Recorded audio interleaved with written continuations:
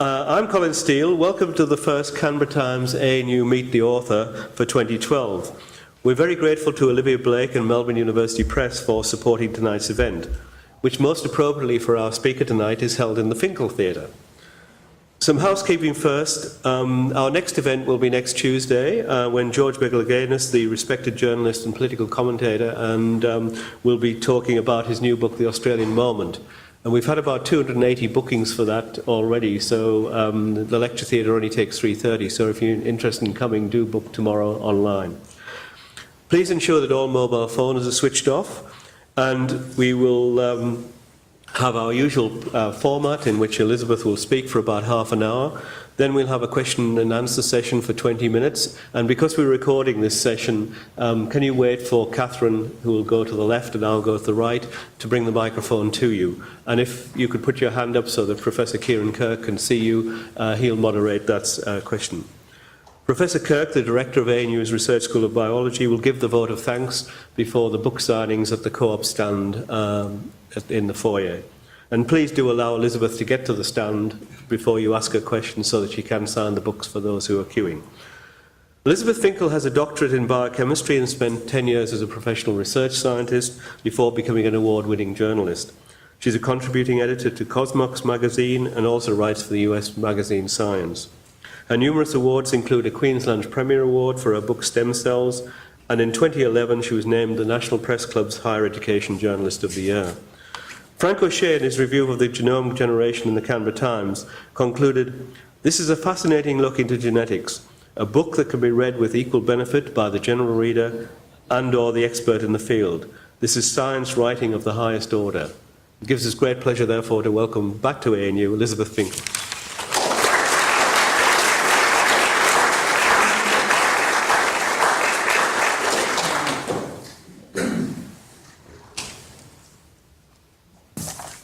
Well, thank you very much for that illustrious introduction. I feel a little bit sheepish because they had to come looking for me because I was still writing up my talk hidden in the bowels. I think the reason I had to really collect my thoughts again is that, well, two things. First of all, once I'd finished this book, I don't know if it happens to other writers, but I had terrible genome fatigue, and I'd spent 3.5 years on it and I just wanted to forget about it. So I went off to India to do research for my next book, which I'll tell you about at the end.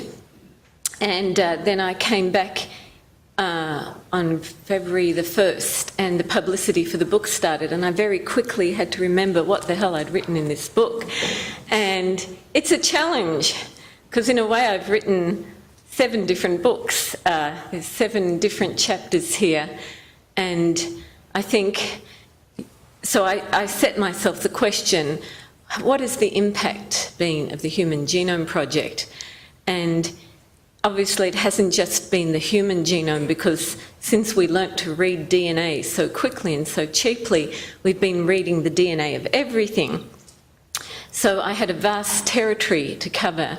And I wanted to. I realised this has changed fundamentally the paradigm of the way we approach biology. At least that was my premise. And you would think so, wouldn't you? I mean, up till recently, we've studied biology by kicking the tyres or peering under the engine and taking it apart.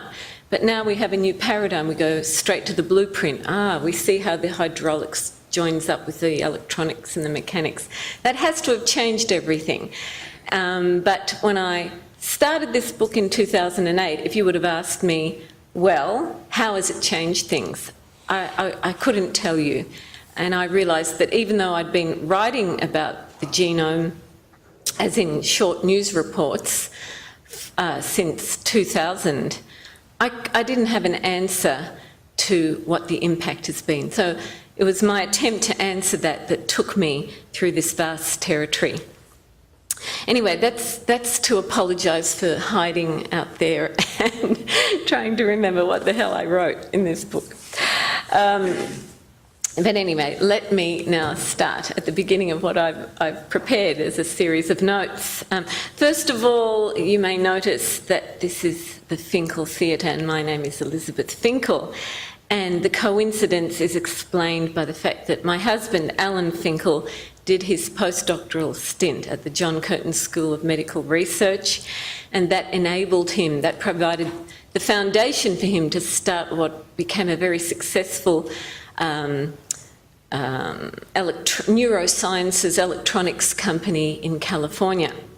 And he made quite a bit of money on that company, and he wanted to give back, and this was his way of saying thank you, this lecture theatre for disseminating the fruits of science.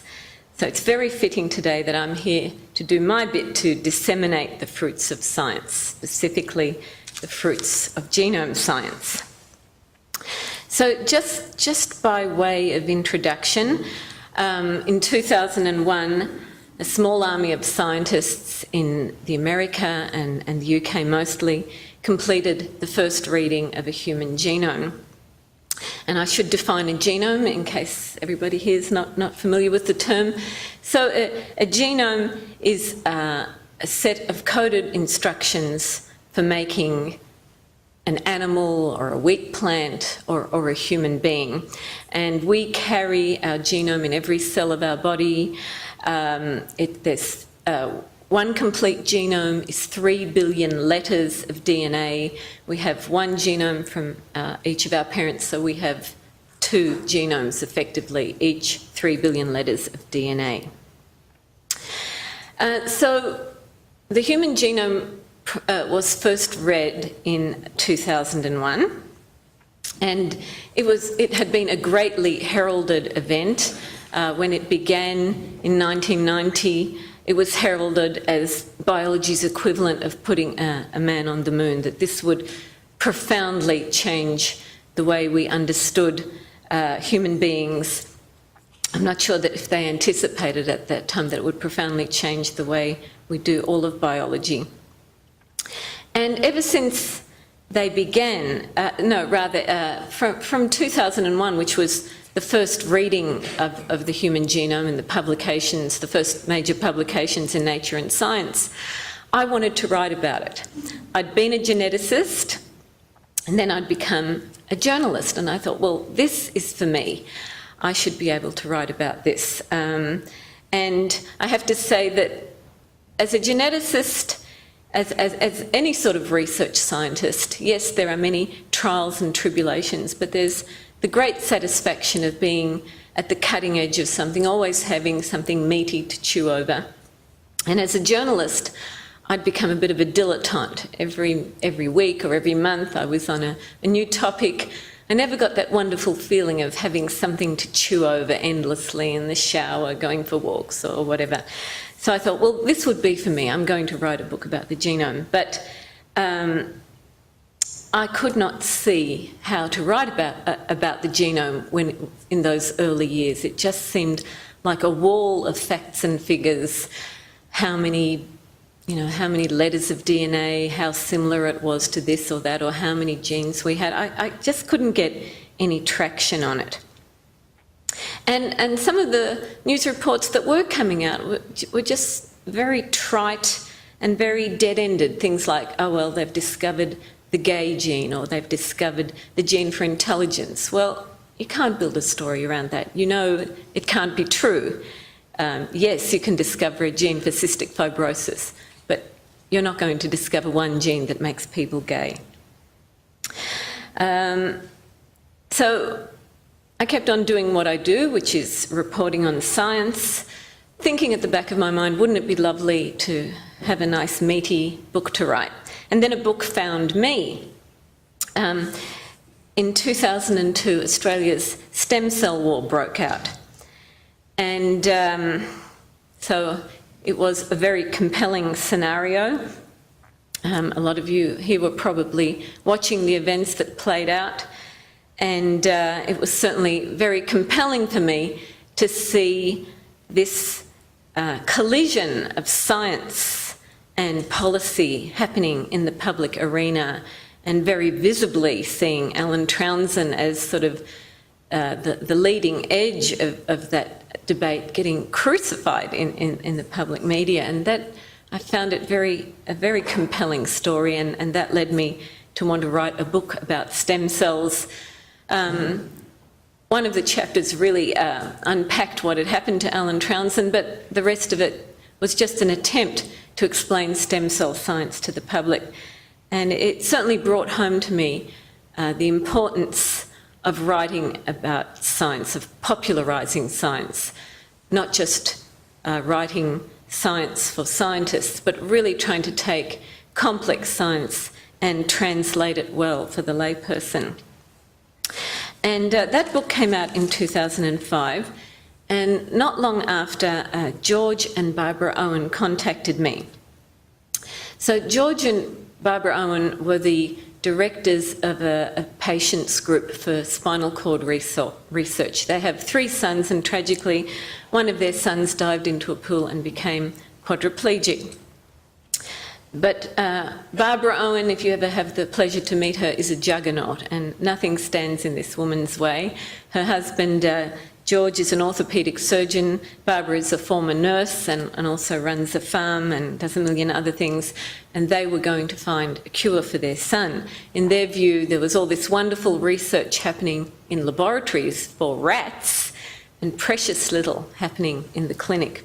So they made it their mission to somehow identify and shepherd that research that was happening in labs all around the world and try to help researchers build that pipeline to the clinic. They're very good at raising money, and as I say, they support spinal cord researchers all over the world. And just have a sip of water.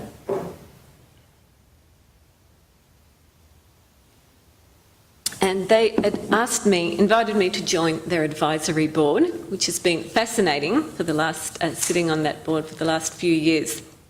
And every year they invite researchers from all over the world to a conference, and I attend that conference. And it's very poignant. You have the researchers out the front from the UK, from Alaska, from France, from South America, and they're, having their academic discussion. And at the back are there 10, 20 people in wheelchairs. And often as the person is giving their talk, it's when you're in a wheelchair, I suppose it's hard for them to sit entirely still, and they tend to fidget. And they make these sort of creaky, squeaky noises on the floor as if to say, we're here, we're getting sicker by the day, we want something. We don't want to just be deteriorating in our wheelchairs. Anyway, in 2008 at one of these meetings, there was a researcher from Alaska, I cannot remember his name, and he was talking about how after a spinal cord injury, there's often a big gaping hole where the break has been, but you do see the nerves try to grow back, like they do in the peripheral nervous system, where they grow back quite happily and will repair the broken nerve. But in the spinal cord, these protein inhibitors are produced, something called no-go, and it sabotages that attempt to repair the spinal cord. And about 20 years ago, when they identified no-go, they thought, great, we'll make an antibody to no-go, and then that will neutralise no-go, and then the spinal cord nerves will grow back. It's a lot of excitement. They did the experiment, didn't work. Why? Because there's not just one no-go.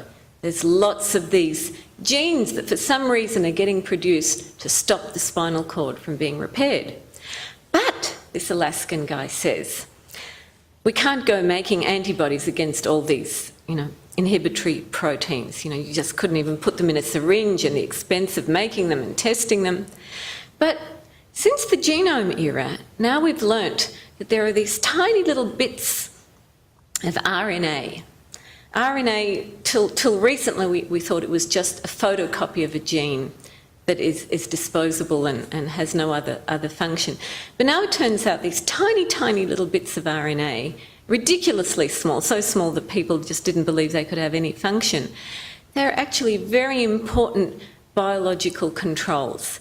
And you could, in principle, if there are 100 of these no-goes, you could design 100 of these tiny little interfering RNA molecules and neutralise them all It was a thrilling moment. And I turned around and I looked at George and Barbara. They were just aglow. And I realised it's time to start writing a book on the genome. There are stories to be told now. It's having an impact. It was like that moment when Noah sent out the dove and it came back with an olive leaf, and he realised. So yes, I realised out of that sea of facts and figures and all this molten stuff, finally some stories that started to grow out. So, the end of 2008, I contacted Louise Adler, the publisher of Melbourne University Publishing. I sold her on the idea. I told her all the stories I wanted to write. And she said, great, give it to me in a year.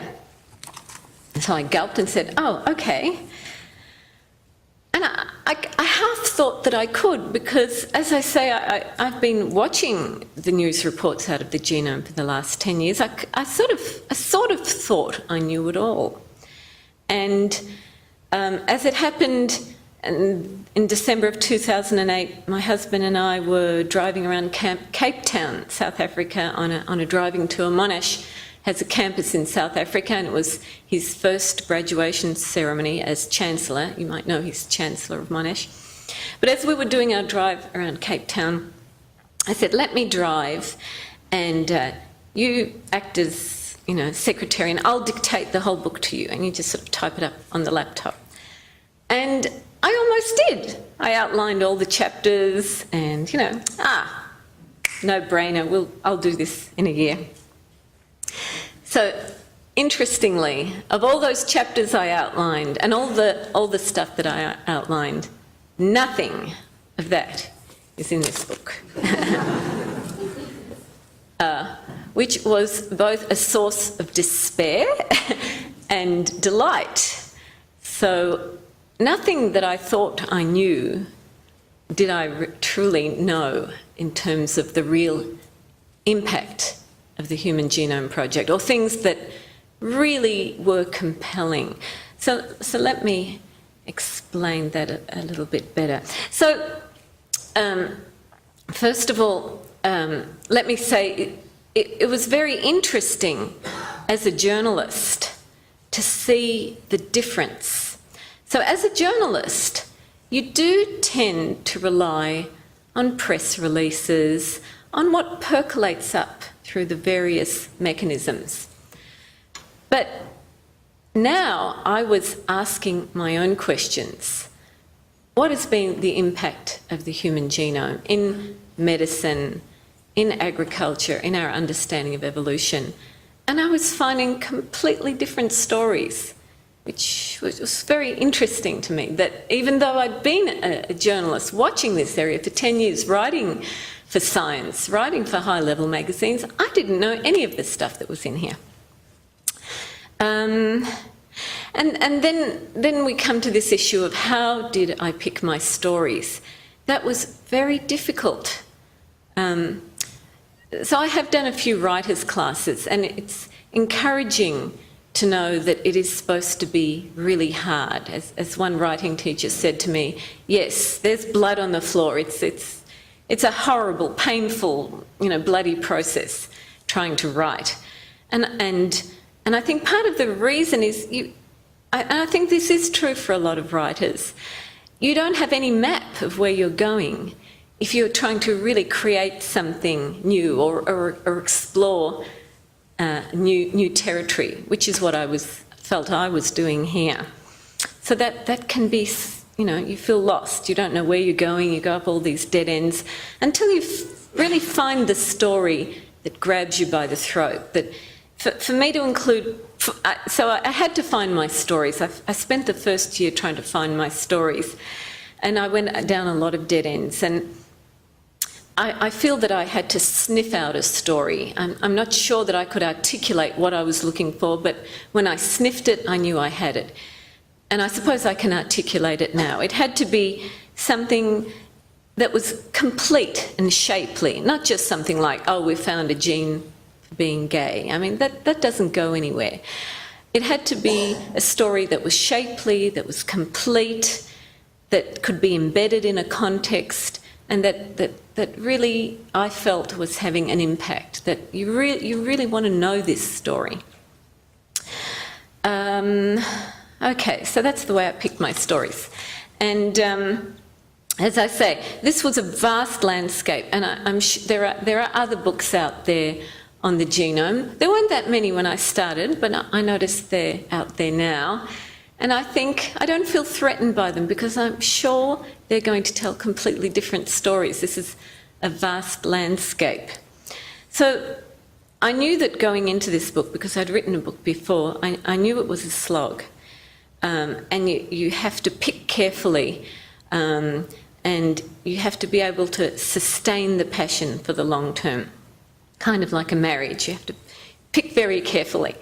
So, and I knew I could sustain passion for the topics of medicine, especially if I divided it up between the developed world and the developing world. Agriculture, which I have a passion for, and really, the really big one, evolution. I mean, it's got to have changed the way we understand evolution, because up till now, we were phenomenological in our approach to evolution. I mean, you'd take creatures and compare what they looked like from the outside and then array them in one of these sequences, or you'd, dissect them and see what they looked like on the inside. But now you've got the DNA blueprint. That has to have completely overturned our way of understanding evolution, and indeed it has, as Eugene Koonin put it. So he's an evolutionary biologist at the NIH. So Darwin gave us natural selection. Then we got the modern synthesis, which combined Darwinism with Mendelism, the understanding of genes. So that was the modern synthesis, Darwinism plus Mendel. Now we're in the postmodern synthesis. We've got the codes, sponge, the human. Oh my God, the sponge and the human, they've got the same genes. What is going on here? The sponge has all the genes it needs to make a brain. Explain that. Okay. How am I going for time? I've got 5 or 10 minutes to go. All right. So I might just quickly cut to the chase and say what has been the impact for me after going through this process of my 7 stories. So I'm asked to say that, so what is the impact? So I think I can say 2 things glibly. I mean, what I say not glibly is read the book, because there's a different mindset now, and that's what you get from reading these stories. Just the culture has changed, the questions are different, the approaches are different. And yes, there's definitely culture clash. When I was doing science, it was hypothesis-driven science. You had to come up, before you went into the lab, you had to think carefully and deeply about the experiment you were going to do, because it would probably take you your whole postdoc of 3 years to study one gene, which I did. And now the paradigm has changed, and I know a lot of the old guard are very dismayed by the fact that hypothesis-driven science seems to have gone out the window, and now you have what's called data-driven science. You don't think too much beforehand. It's so easy to get data now. So for example, my son sits at his computer screen. He's been doing bioinformatics as a kind of summer job. His basic degree is in computing, and he just sits there trolling through whole genomes as if he was just playing a game of might and magic. So he's got data coming out of his ears. The data comes first now, and afterwards they try to think of clever questions to interrogate the data with. So there's definitely cultural tension there. But I think my glib answer to what has changed is, I think I hadn't realised when I was doing my genetics how dogmatic the discipline was. Yes, Indeed, we did. We had the central dogma that DNA is a recipe for proteins, and all the stuff that we can't understand is just junk, for instance. So I think that has gone. There's an amazing new openness that I've encountered now in researching this area, where people who were once sidelined are no longer sidelined. They're very much part of the mainstream. People like John Mattick is hardly sidelined. He's the new director of the Garvan Institute, but for 20 years he's been prosecuting this campaign to try to discover what the function is of junk DNA, and most of those years without any data at all, just with his thought experiments. And people are not even afraid anymore to mention the word Lamarck seriously, whereas once they were, and they were very much ostracised. As you know, here at ANU, people like Ted Steele. Another thing I think that's changed, yes, so there's openness. Another thing is this incredible boldness that's out there. So in the chapter I finally wrote on agriculture, after writing 3 chapters and just trashing them all because they just weren't right, I wrote this out there story that is very much centred here at CSI wrote plant industry, but also at International Rice Research Institute in the Philippines, where they're doing this crazy, bold project of trying to re-engineer rice to have the photosynthetic engine of a corn plant. So think of corn with ears this big, corn as high as an elephant's eye. Think of a rice grain. Well, they're trying to put that engine of corn into the rice plant. So 10, 20 years ago, they gave up on it. Now they're back, they're doing it. So that's my glib answer to how the genome has changed things, what the impact has been. If I still have a few minutes, do I still have a few minutes? I could go through my chapters, but I probably don't have time to do that. I'll just list them very quickly. So, my first chapter is an introductory chapter. I have to introduce you to the field, especially if you don't even know what a gene is. I didn't want to go back to textbook style, but I found a fabulous story to tell in the origins of molecular biology, or this shorthand for DNA. And I'm embarrassed to say that I did not know the history of my own discipline, so it was fascinating to go back and learn all this. How is it possible that I could have been a geneticist and a molecular biologist and not know that I owed it all to physicists? In fact, many of them from fascist Europe who were escaping the politics there, coming to America or Dublin, and taking pity on these poor biologists who were just clueless. Physicists had already solved the big question. Frankly, there was nothing much else for them to do. And here are these poor biologists. They just can't make any headway on, what is life, what is the secret of a gene. So I found that an absolutely fascinating story. My second chapter is, so my first chapter ends with Francis Crick proclaiming the central dogma. Francis Crick was a physicist in 1957, which basically says, we've figured out the secret of life. DNA is just a recipe for proteins. It's the central dogma. And I do remember wondering what a word like dogma was doing in science. But anyway, it's perilous to use the word dogma in science. And my second chapter is all about how that dogma has become unravelled by telling John Mattick's story, and how he spent 20 years doing thought experiments on what junk DNA might be.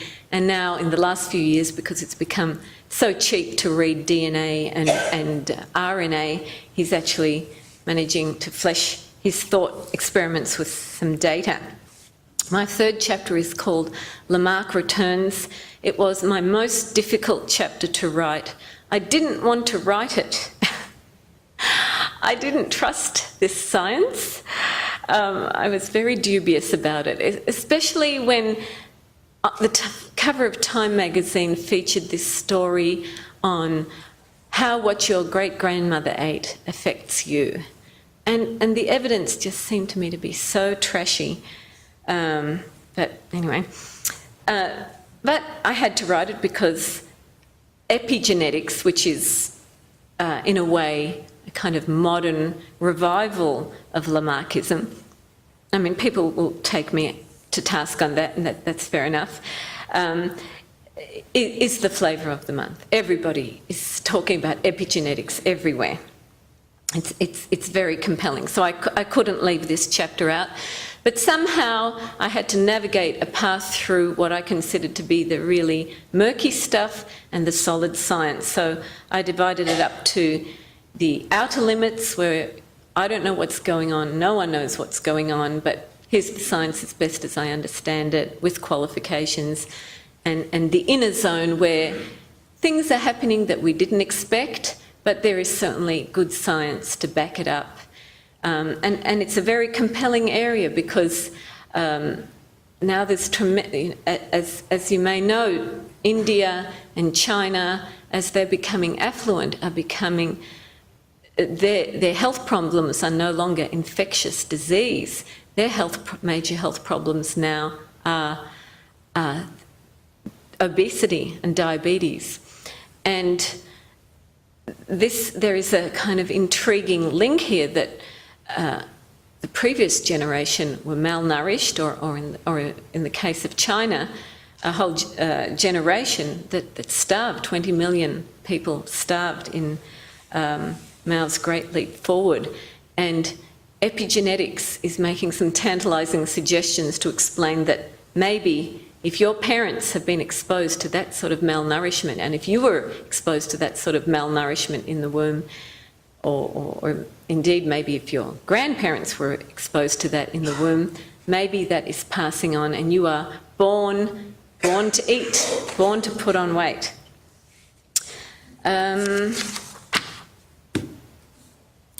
Should I stop now? Okay. Then the next chapter is called Surviving AIDS. As I said, I wanted to look at the impact in a developing country. And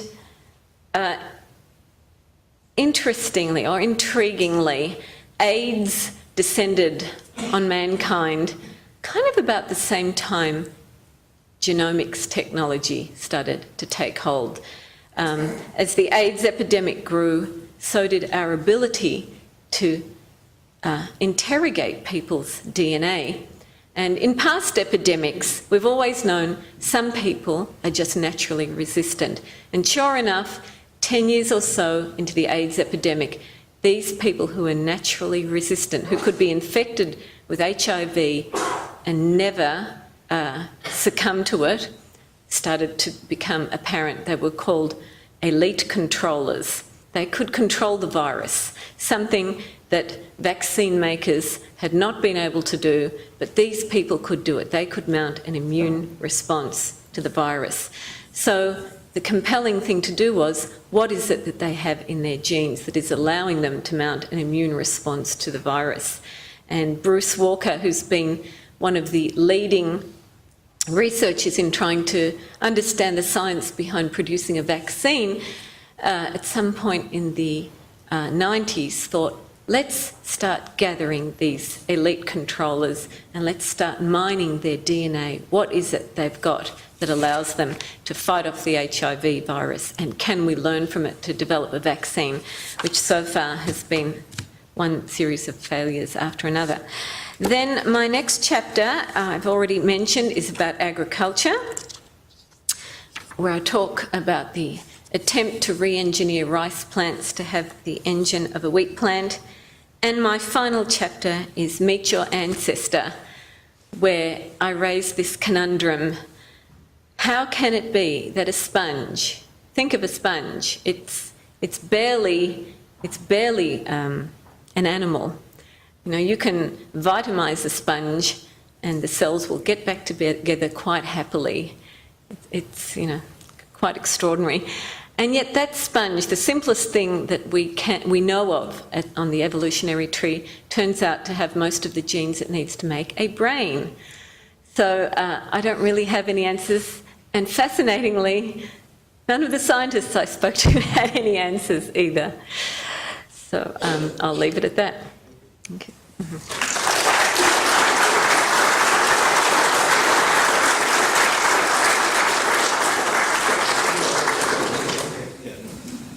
Well, ladies and gentlemen, Elizabeth has said she's very happy to answer questions, so I think we'll throw it open for discussion. And right at the back, please. So, can you wait for the microphone because it's being recorded?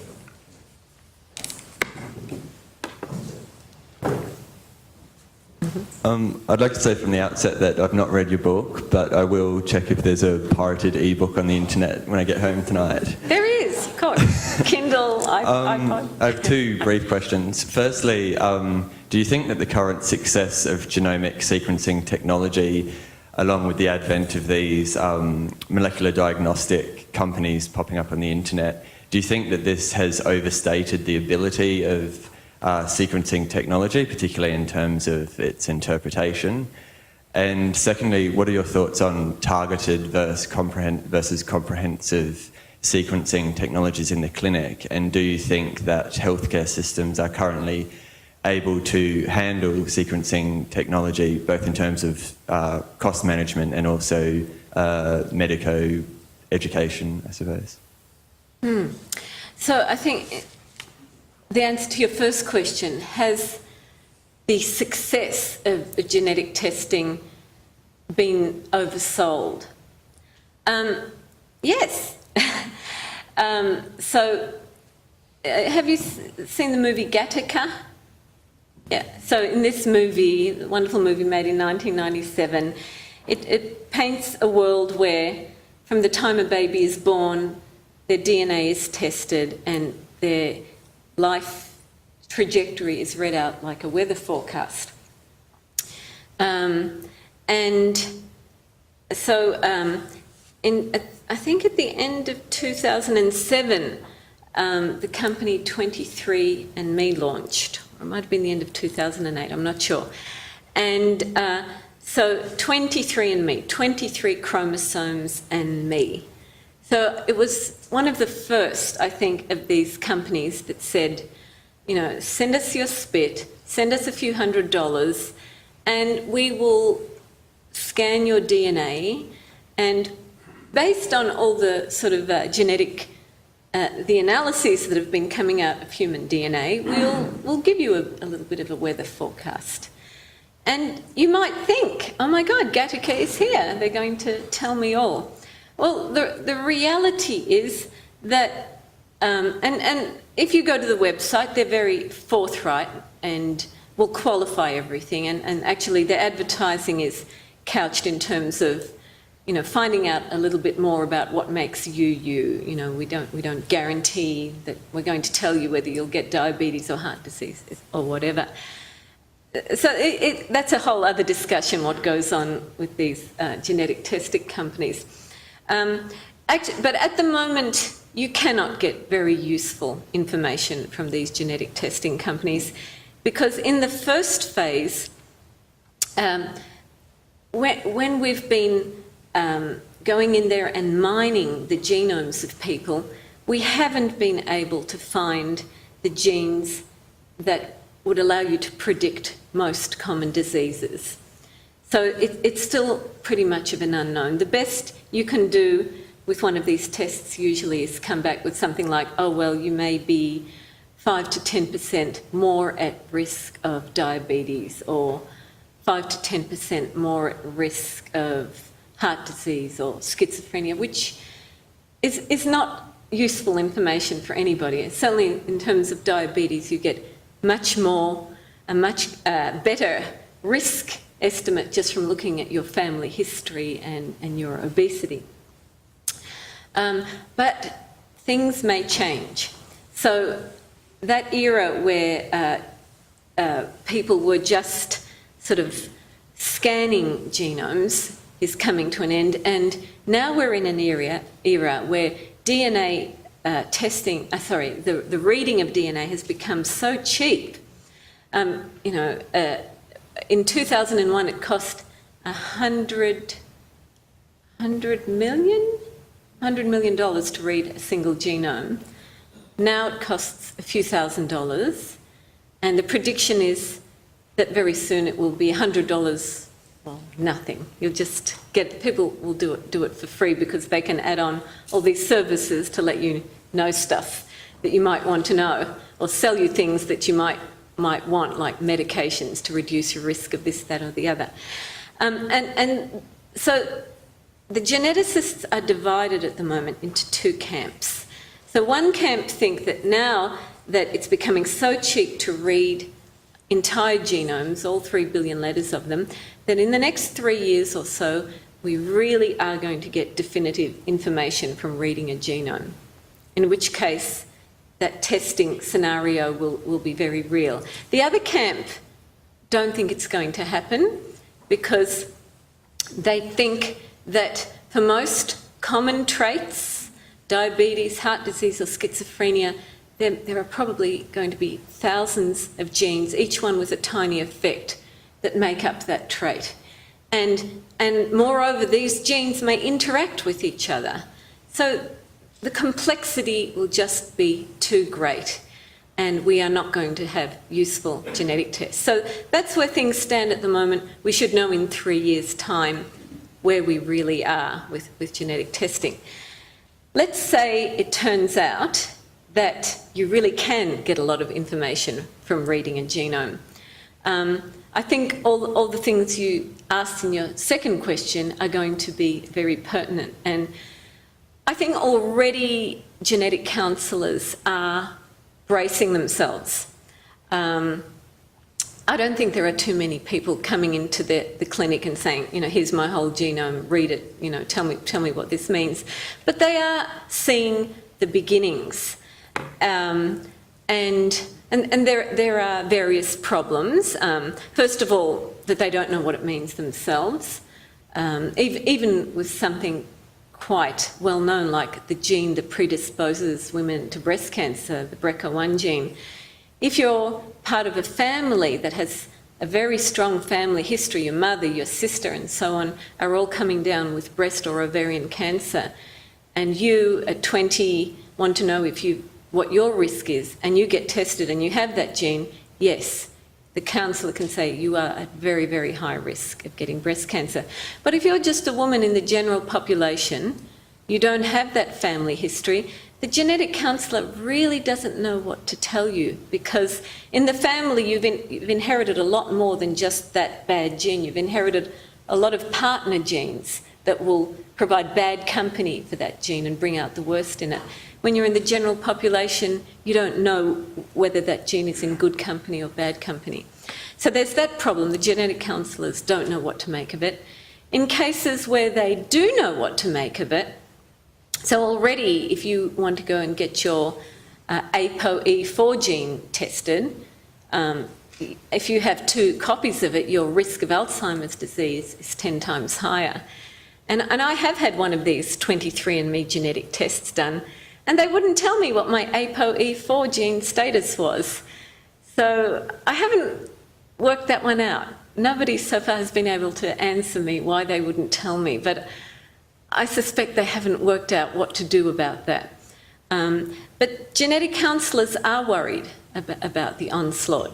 One counsellor said to me, increasingly, parents are coming in with children who are born with a disease that clearly seems to be a severe disease, and they're asking us to read their genomes.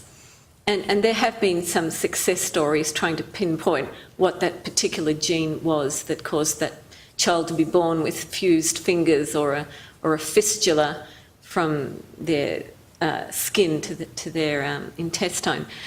But this particular counsellor said to me, you know what? Sometimes we're picking up cases of incest.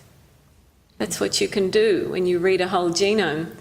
is saying, uh-oh, there are too many double copies of the same gene. So there are a lot of curved balls coming out. I could go on, but perhaps I should take another question.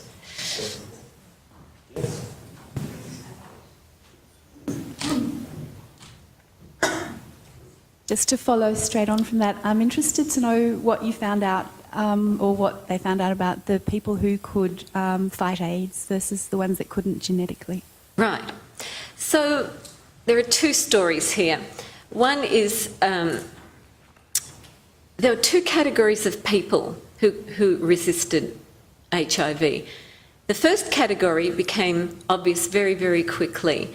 These were people who, even though their partner was infected, or even though they got a blood transfusion with infected blood, they never became infected. They never developed antibodies. So the virus could not even enter. And it took 15 years or so, but they discovered, at least in some cases, why that was happening. The HIV needs a little door to get into the cells. It actually needs two doors. And one of these doors is called CCR5. And these people lacked this door. It was completely dysfunctional. Both copies of the gene were dysfunctional. It provided them 100% protection from infection. And it was a dazzling discovery because you could so easily mimic that with a drug.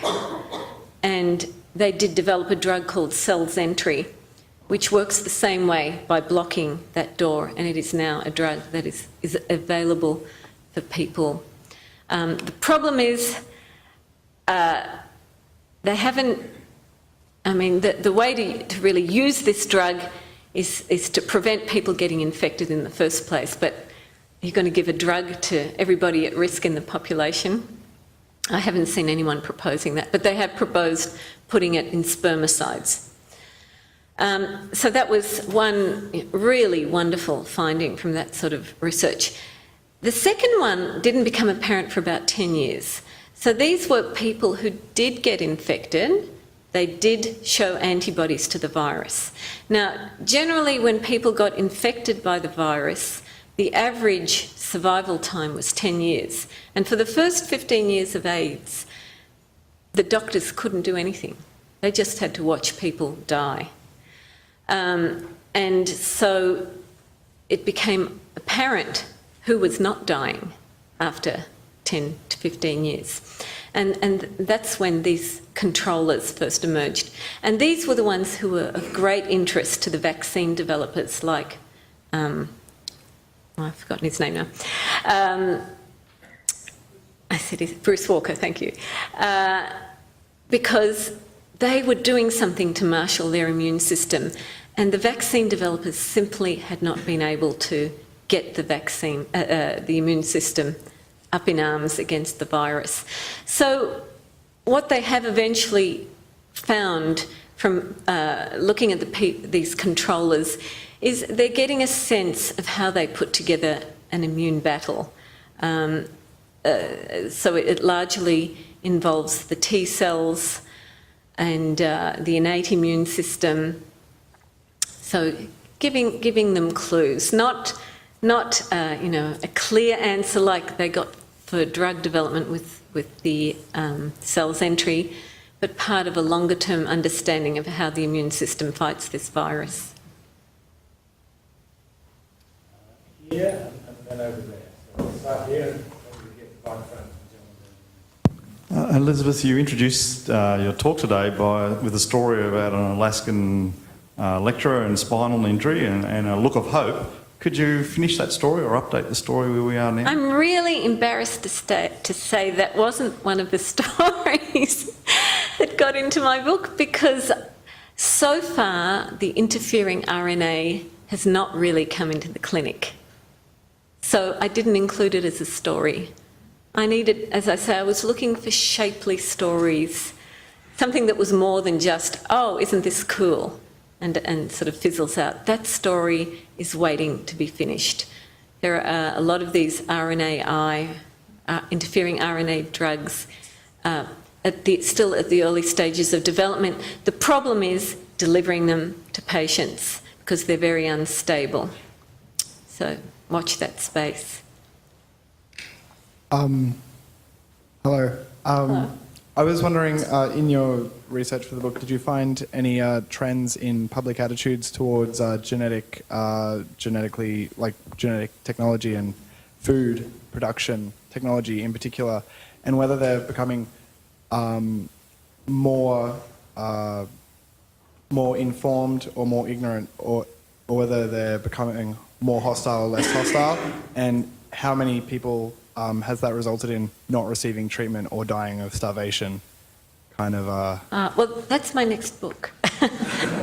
So I found the agriculture chapter personally the most compelling and the one that I wanted to continue. I feel like there's a real contribution I can make there because it seems kind of like something out of a Kafka tale that when we are, generally in agreement that we may have another food, or we are approaching a world where we are going to have a food crisis in the next 30, 40 years. Most people that I speak to, highly educated people, have this view that is totally out of sync with science. They seem to have forgotten that agriculture has always depended on cutting-edge science and technology. And they have this view that organic farming can feed the planet and is the most healthy way to do your agriculture. And if you mention, for instance, genetically modified crops, not that I'm saying genetically modified crops are the answer to food security, but they are a part of a suite of technologies at the cutting edge, which we can't afford to be throwing away. We've never been able to afford to throw away cutting edge technologies in agriculture. So scratch the surface of anybody and you get like a canned response. And it goes something like this: oh, GM food, it's untested, they're making us guinea pigs, it's not in nature, it's a tool of the multinationals, it disadvantages the poor farmer because they can't regrow their seed. I find it quite amazing that it just comes straight out of a can. And so I went to India in January, as I say, and part of it was a tour of a lot of the agricultural research institutes, asking the question, well, how is India going to feed itself in 2050? Because if India can do it, well, probably the rest of the world can do it. Most of their population boom is happening there. They've got virtually no extra land to use. They did it once before with the Green Revolution. How are they going to do it again? Anyway, all those things I said are so not true in India. For instance, genetically modified cotton has doubled the incomes of cotton farmers there who farm there. And most of the poverty in India is in the rural areas. 70% of the population lives in the countryside. 60% of them are farmers. They farm on these tiny 1 hectare farms, and it's very hard for them to make a living. But genetically modified cotton, for these cotton farmers, has doubled their incomes because it's meant they haven't had to spend money on pesticides. They still have to use some, but they've reduced their spending on pesticides. It also happens to have reduced poisonings by 2 million a year because they're not using the really nasty ones. So that's a benefit. And their yields have gone up. So, and then interestingly, because I did visit the Central Institute for Cotton Research, it was fascinating to see the business model that has played out in India, where Monsanto, oh, that evil Monsanto, had the Indian government really, I would say, defanged them in a way to do what they wanted. So they had to partner with a local company, Mexico, and shortly after they sub-licensed to 35 other companies. The price of the seed had to come down. Now it's in 300 or so different varieties of cotton. So none of the arguments hold up. And yet most people, I don't know how many people in this room, would, take this view that GM crops are, not something we should be using. One more quick question. Hello, I just wanted to ask you, on the point of view as a science journalist, the responsibility that entails, and it's just following on the question, well, a couple of questions, but at the start you talked about the spinal column, person treatment and stuff. So as a science journalist, as you were writing this, and we've heard a range of questions talking about the future, and as you yourself has said, there's companies out there promising the earth and a lot of dubious thing. How did you deal with not only the expectations and hopes of people looking for breakthroughs in diseases and stuff, at the same time as dealing with, the spin merchants, the media machine, the corporations trying to get you as a voice to flog the product, so to speak? The best example of that at the moment, as I said, I wrote a book on stem cells in 2005, and what we've seen since then is this growth of stem cell tourism.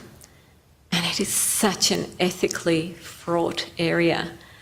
And something that the new stem cell centre, I've forgotten what it's called, but we did have the Australian Stem Cell Centre, and now we have a new stem cell centre, spends a lot of its resources dealing with. It's such a fraught issue.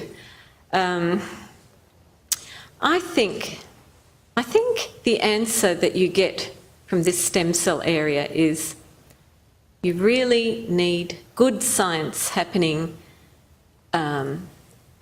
in countries like Australia, or countries that really regulate the science well, so that you don't get these examples of people with a terminal illness selling their homes, going off somewhere in the world to a practitioner who has wonderful testimonials on their internet and publishes nothing in the scientific literature.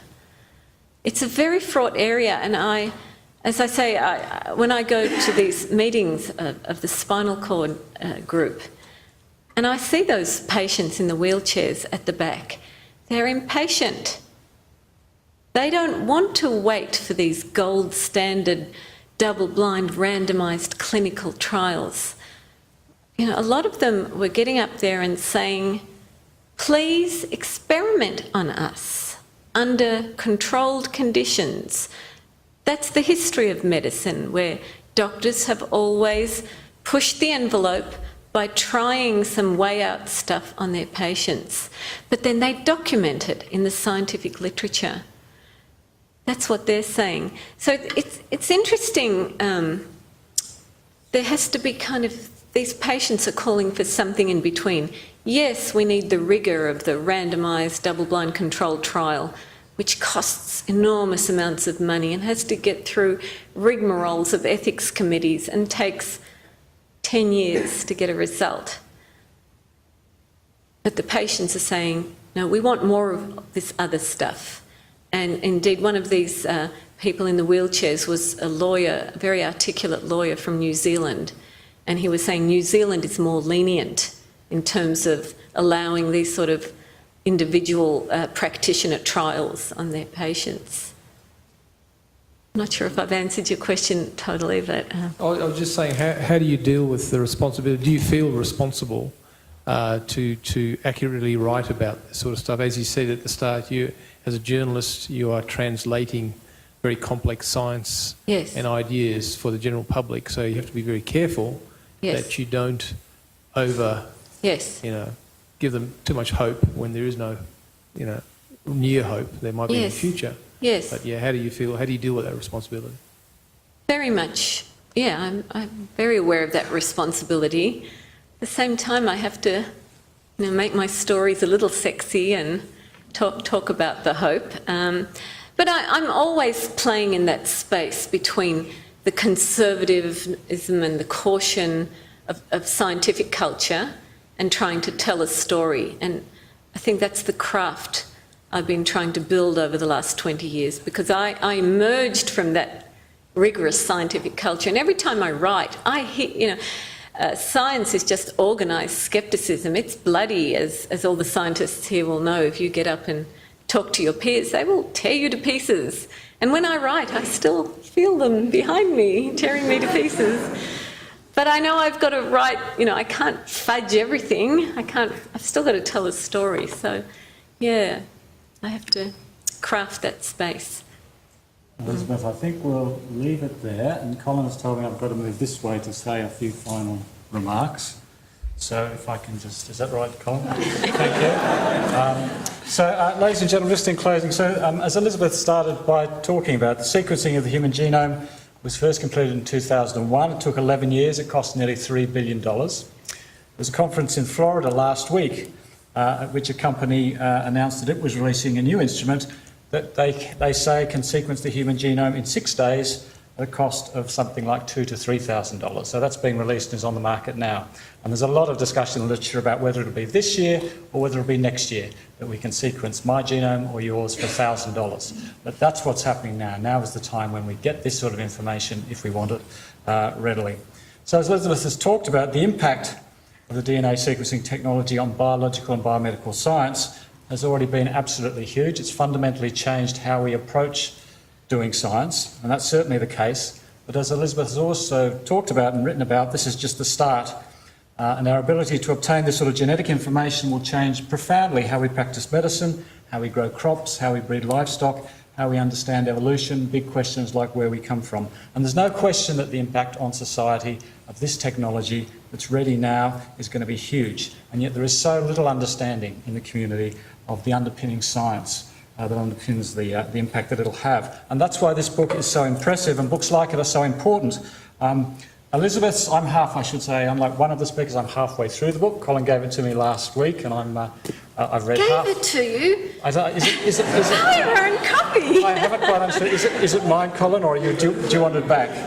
I'll ask you to sign it anyway, whether it's Colin's or mine. And ladies and gentlemen, Elizabeth's ability to explain the exciting and fascinating and interesting but often complex field of genomics is absolutely second to none. The explanations and the clarity are absolutely beautiful. So in closing, let me just say, Elizabeth, congratulations on what is a really substantial and significant achievement. It's really important that we have books like this. Ladies and gentlemen, please join me in thanking Elizabeth for the talk.